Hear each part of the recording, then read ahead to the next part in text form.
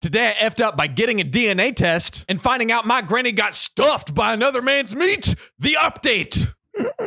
I've been waiting for this update, John. You know, we got to see whose sausage granny was gobbling down. Right? What glizzy was she gobbling? Gobble those glizzies. Glizzy They call gobbler her the over glizzy here. Gobbler, the glizzy goblin. She's the glizzy gobbler. She's eating that shit like French cobbler. That was a good one. She's holding on to it like a hodler. Ooh. We're not talking Bitcoin. We're talking. Guess who's now on top of her? Oh. It ain't Grandpa. It's the Polish sausager. So, in my previous post, I said that my grandmother promised to tell all when my sister comes to town next week. Oh, the fabled tell-all. Tell us, please. Officially, that is still the plan. But my sister, who apparently missed her calling as a special prosecutor, got my grandmother to admit everything over the phone. And the story of what actually happened is interesting. I'm interested. Do tell, John. Fascinated by please. these sausages. I can't stop thinking about Put them. that story in me. Back in my day, I was gobbling them glitches all over the place. When your father went to the war, you know, I had to keep this salami cave warm. And there was Salami only cave. one man that could fill that cave. And let's just say, wasn't your grandfather. The only thing that was big about that man was his nose. It wasn't your grandfather. It was his grandfather. He knows what he's doing. They say the First World War bought the biggest horse. Without getting too much into my family history, when I first noticed the inconsistencies in my DNA test, I had an early idea of who might be my biological parental grandfather. Oh wait, like they know who who it is. They got some ideas. Oh no. Okay. Basically, my grandmother had a longtime family friend. Oh, let's just say that family friend's more than friends. Oh, he's getting real friendly. Really close. And this family friend she had known even before my grandfather. Weird friend zone to be in. Moving forward, I'm going to call him Polish Grandpa and the other guy, Real Grandpa. Okay. She and this friend, Real Grandpa, maintained contact for years and years, all the way until both of their second spouses had died and they married each other. Wait, what? Okay, well, okay. So he's in the family. Maybe. Well, yeah, it sounds like it. And their kids had grown up together even before they became step siblings as adults.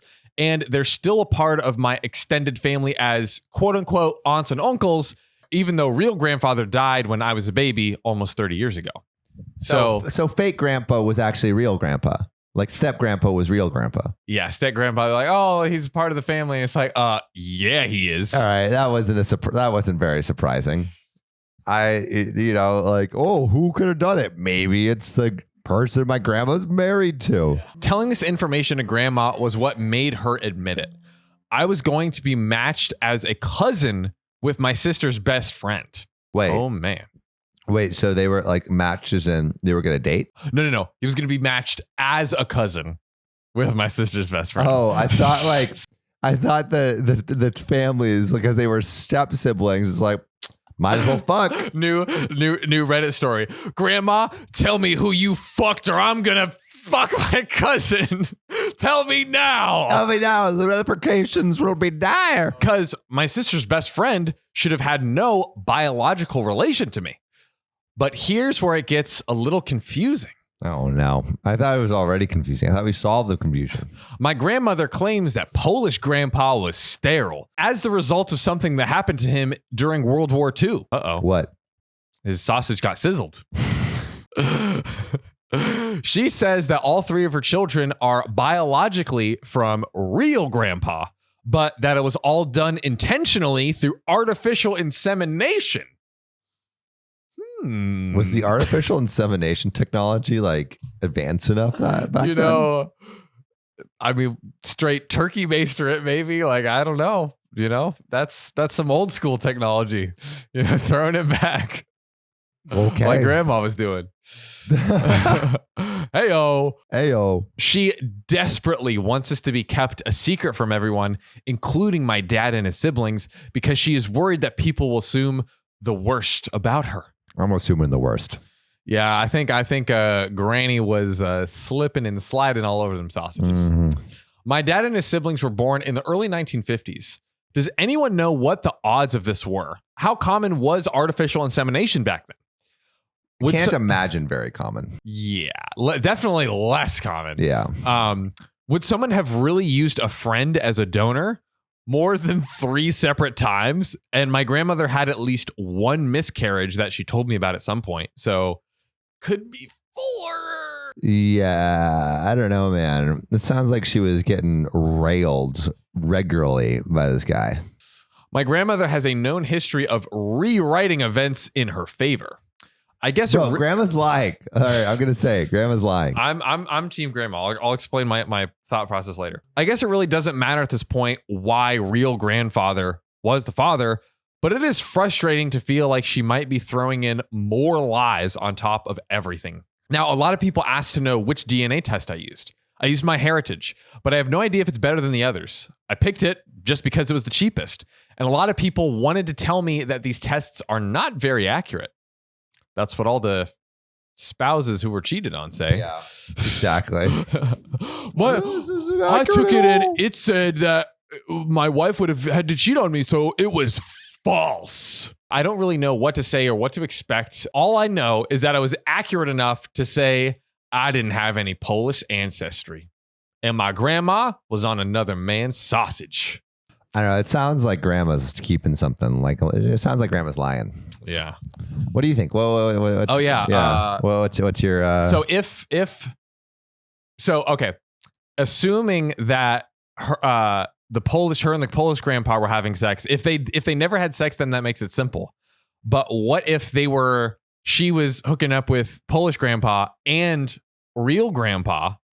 I think that's exactly what she was doing. But if Polish grandpa is infertile, yeah, maybe she did. I believe that Polish grandpa is could be infertile. That makes sense. That's true.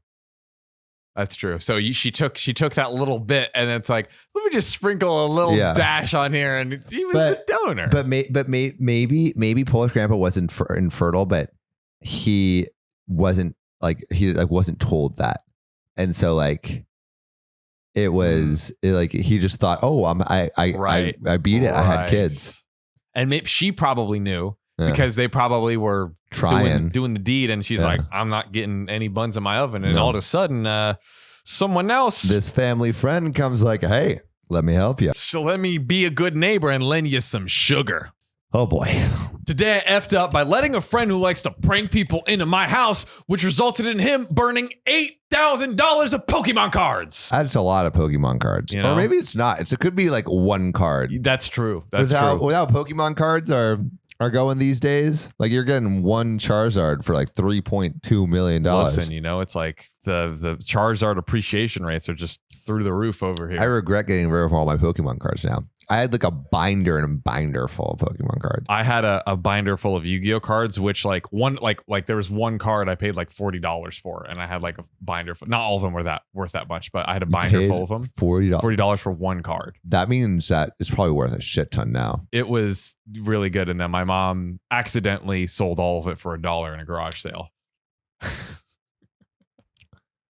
What? Yes. I wonder how much they're worth now? Probably. I had, did you ever play Yu-Gi-Oh? No, I was more of a Pokemon man. So there was Exodia, which is this it took 5 cards to build it. It was the head, arm, chest, 5 or 6 or whatever. I not only had the full Exodia, but I had that and an extra arm.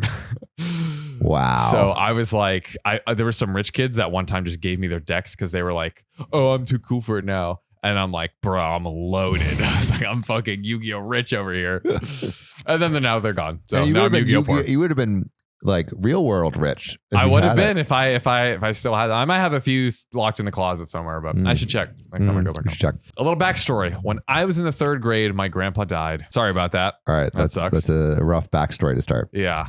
This isn't too relevant, but 2 weeks later in school, I found the most destroyed Pokemon card on the road. It was a colorless Frou-Frou. Of course. I know what that is. Yes, everybody knows. How much is that worth? Frou Forbidden Light 99. Oh, it's Frou. FURFROU.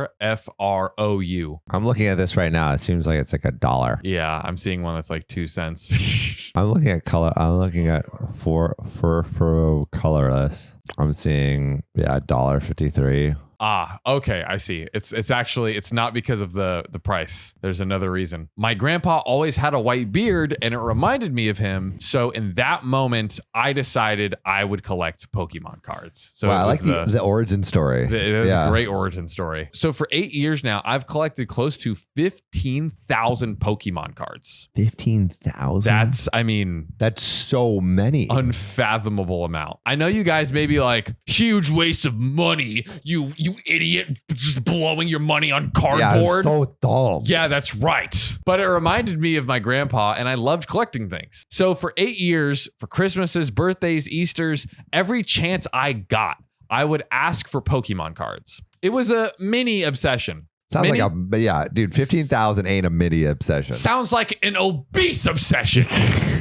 That obsession is fat as heck. Slight side note, you know how like sometimes people say like, oh, that's like a fat vibe or something like that? I've been petitioning to incorporate the phrase, oh, that's an obese vibe. Like that's like a fucking big kahuna vibe. It's a morbidly obese vibes. That's what I'm going for. I'm down. That vibe has a heart problem. Exactly. That vibe needs to... It's going to go into cardiac arrest because it's vibing Stop eating so red hard. meat. Stop, don't oversalt your food because this vibe is already too fat about to blow. I had even collected all of the original cards.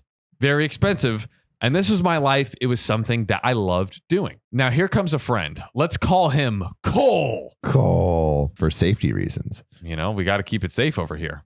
I mean, if his name was Derek, that's dangerous. Dangerous Derek. I've been friends with Cole for a few years, since 7th grade, and he knew that I loved Pokemon cards. Sometime during freshman year, before lockdown, he started a prank YouTube channel. What's the YouTube channel? I want to know. Yeah, what's the handle? Yeah, tell us. It's a prank, bro. It's a prank. Oh, God.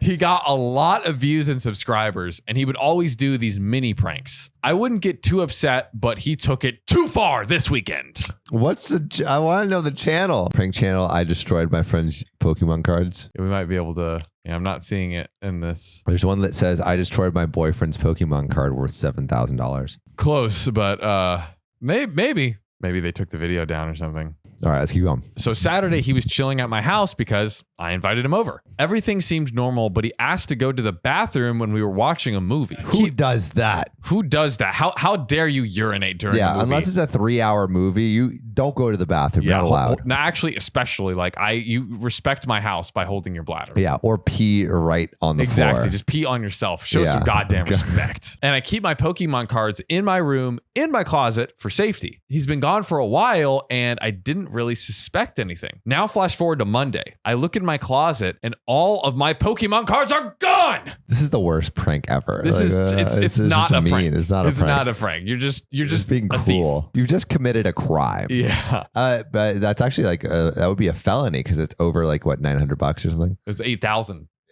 So. Yeah. My 14-year-old best friend stole my Pokemon card, so I charged him with a felony. Now he's in federal prison for 10 years. He quite literally stole every single one of them. How he snuck all of them out is beyond me. I wish I would have had a camera.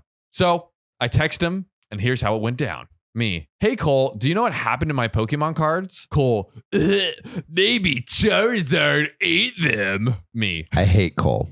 Cole's terrible. I hate Cole so much. Cole, I'm not messing around. Can you please give them back? They mean a lot to me, and you know that. He didn't reply after that until I got a notification that he had posted on YouTube. It was him and his other friend taking my Pokemon cards. No. Yes. They snuck them around the back door and took them out of the house. And they had made 15,000 fake cards. They made 15,000 fake Pokemon cards, I guess. Why? They made them with only the backs on them and a blank white front. Then they burned the rest. Burned the original cards. Why would they do that? God, this is so dumb. How is this a prank? This is just arson now. I now understand what he meant by maybe Charizard Charizard got them. Charizard is a dragon, for reference. This is so mean. This is terrible. I can't believe that he has done this to me. He called me and said that he meant to burn the fake cards, but he burned the real ones on accident. Also, this is a terrible prank because, like, if you're gonna burn the cards, burn it in front of your prank victim. Literally. Like, why would you burn it away? Yeah, like walk into the backyard and it's like he sees the rows of cards like burning, on fire. Yeah. That's so an actual prank. This is just like, you suck. Now, I don't think that's true because the real ones are in special tins. You can only get tins if you buy them from Walmart. Okay, so he's like not sure if he actually burned them or not. Okay. I'm completely broken. Those Pokemon cards were a second part of me. I sent him a huge message and he replied that it was a prank and just relax, okay? Dude, but like,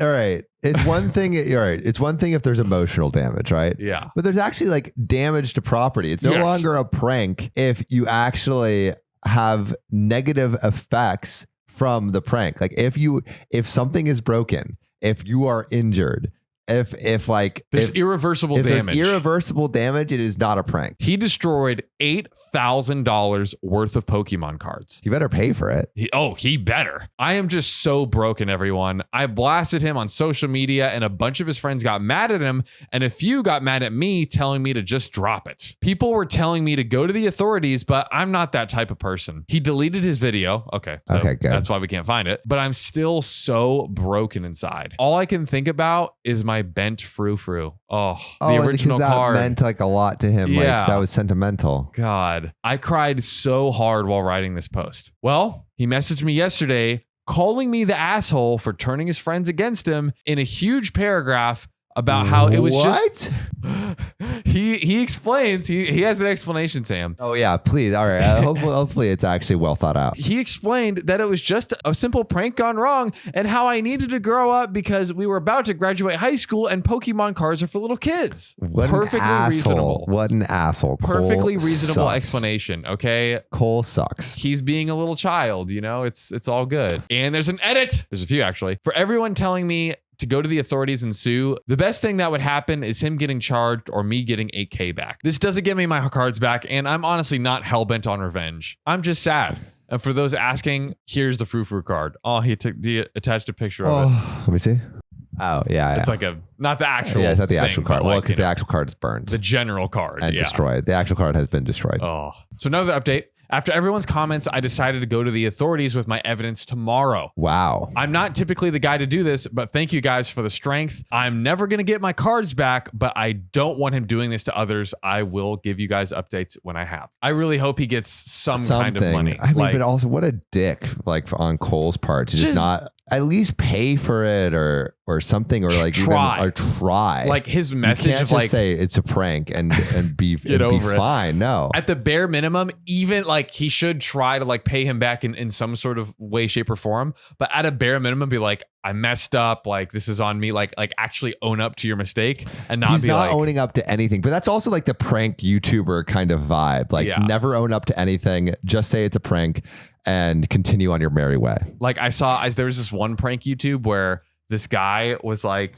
basically it's a husband and wife keep pranking each other. And the husband was pretending to like do coke in their kitchen or whatever. And they're like very like not that vibe. And that would like really freak her out, which it did. And she was like, is this a prank? Is it a prank? No, it's not a prank. Like he kept saying like, no, this is real life. This is really me. Like I need to go to my dealer right now. Like just like way going overboard. And then she's like breaking down in tears and like literally about to get the kid and like leave. Like I'm leaving right now. And then he's like, no, it's just a prank. And I was just like, pranks are evil. The prank rabbit hole is fucked. It's just, the problem is it just keeps going. Yeah. And it's like, I think that I was, and then Colin and Samir, they were talking about like the prank era. And like there's like the Mr. Beastification of YouTube. And one of the reasons that like podcasts are still popular and good is like you have this like a very laid back way of connecting with an audience. Mm-hmm. Whereas if you're doing traditional YouTube or like a YouTube that is everywhere now, it's bigger, better, faster, you know, You stronger. have to keep one upping and the like, because the audience can just go somewhere else. But if the audience is just kind of trying to like hang out with you, which is most podcast formats, then it's fine. But I think that's what during the prank era of YouTube, it's like everyone's trying to one up the pranks, and it becomes like crazier and crazier and crazier. And actually, even in the most recent Air Act video I was watching, it was very entertaining. But it's like this is, I don't know how much more you can do. Yeah. And at a certain point, like it kind of becomes like exploitative of the friends that you have in your circles, because there's like, you're just subjecting to them to like all this crazy stuff. Yeah.